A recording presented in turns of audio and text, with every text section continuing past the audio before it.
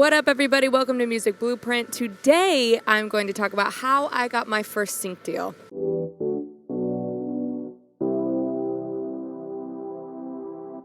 It happened in a very backwards way, as music industry stuff typically does, and it actually wasn't from me trying to work my sync placements or working my music supervisor contacts. It had nothing to do with that. It purely had to do with my relationships. That's it. It's really simple. And I've talked about on this show how important it is to connect with people and build strong relationships with people. So I'll start from the beginning of the story. I have a friend named Jordan Sherman. He and I have done a few things together. We actually met playing shows at Mastro's. We worked for the same company, and they would put us in a trio. And he would be on keys singing, I would be on guitar singing, and then we'd have another person singing as well. And we just kind of connected. Like, our humors were the same. We would always just make stupid little jokes.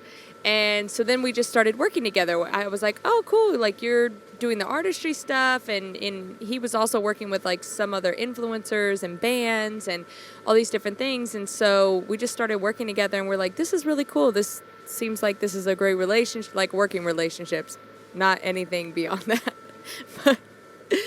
And so, anyways, one day I get a call from him. We hadn't even written together at this point, but we had known each other for, I don't know, maybe 2-ish years. And I get a call from him, and he's like, hey, I know you do a lot of songwriting stuff. I've got this project that I'm getting paid to do 10 songs for. It's this upcoming show called Dancing with Nia, and I need 10 different people and different songwriters and singers to be on each song. They don't want any song the same. They want a bunch of different ones. And I said, okay. He said, I've got a song that's already kind of pre-written, but I'd love for you to come in and maybe spice it up if you think you can spice it up and then sing on it. And I was like, great, that sounds awesome. Paid pretty well also, but didn't have any copyrights. Like, I didn't get any percentage of the song.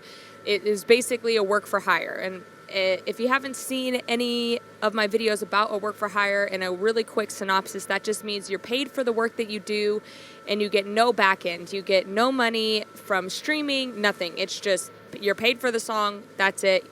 You never look back at that song ever again. And unfortunately, if that song goes big and viral, well, you signed your rights away. You don't get anything from it. So it was a work for hire. I was like, whatever. The song only had to be 1.5 minutes long. He already had the track built out, really easy, and then he already had a working demo. So I listened to the demo, and I'm like, hey, this is great. I really like these melodies. Would you be down to spice up the lyrics? And he was like, yeah. So we spiced up the lyrics a little bit, and when I tell you, I sang this record in 10 minutes.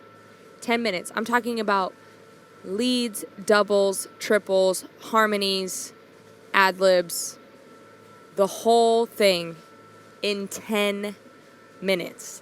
We also spiced up and rewrote the song in like 30 minutes. So the whole thing, I think, took like 45 minutes. I mean, it was like, boom, so fast. So anyways, finished that song. He's like, hey, once they pay me out, I'll pay you out. I was like, no worries, no stress. I think I ended up getting paid out like a month later. So just, fun fact about the music industry is a lot of times when you do the work, you don't get paid on the spot for the work. You get paid at a much later time. So you're always kind of thinking ahead, 2-3 months ahead in terms of your finances. Okay, like, what do I have locked in for 2 months from now?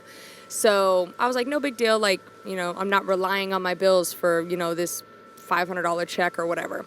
So anyways, next thing I know, I had no idea what this was for. Like, I didn't know it was for a sync placement. I thought it was just for some like random thing for a friend. But next thing I know, I see this video come out, and it has our song in it, Top of the World. And I'm like, oh my gosh, this video has like millions of views on it. I'm like, what is going on?